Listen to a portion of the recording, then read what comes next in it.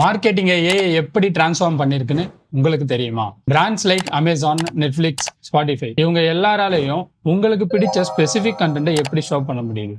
ஆமாங்க, இது எல்லாமே ஏஐ டூல்ஸை யூஸ் பண்ணி தான். இப்போ வீட்டில் அம்மா இருப்பாங்க, அவங்க சின்ன வயசுல இருந்து உங்களோட ஆக்டிவிட்டிஸ் எல்லாம் நோட் பண்ணியிருப்பாங்க. ஸோ அவங்களுக்கு வீட்டில் இருக்க எல்லாருக்கும் என்ன ப்ரொவைட் பண்ணணும், யாருக்கு என்ன பிடிக்கும்ன்றது நல்லாவே தெரியும். ஸோ அதே மாதிரி தான் நீங்கள் ஒரு வெப்சைட் இல்லை அப்ளிகேஷன் யூஸ் பண்ணும்போது நீங்கள் பண்ணுற ஆக்டிவிட்டிஸ் எல்லாமே ஏஐ ட்ராக் பண்ணிகிட்டே இருக்கும். ஸோ இந்த மாதிரி நீங்கள் ஒரு ப்ராடக்ட்டை கிளிக் பண்ணும்போதோ இல்லை நீங்கள் ஒரு சாங் கிளிக் பண்ணி கேட்டுட்டு இருக்கும்போதோ இந்த ஆக்டிவிட்டிஸ் எல்லாம் ஏஐ ட்ராக் பண்ணுறதுனால உங்களுக்கு பிடிச்ச ப்ரிஃபர்டான கண்டென்ட்ஸை ஏஐயால ஷோ பண்ண முடியுது. ஸோ இந்த மாதிரி ஏஐ டூல்ஸை யூஸ் பண்ணி தான் பிஸ்னஸஸும் அவங்களோட டார்கெட்டட் ஆடியன்ஸை டைரெக்டாக ரீச் பண்ணி அவங்களோட சேல்ஸையுமே இன்க்ரீஸ் பண்ணிக்க முடியுது.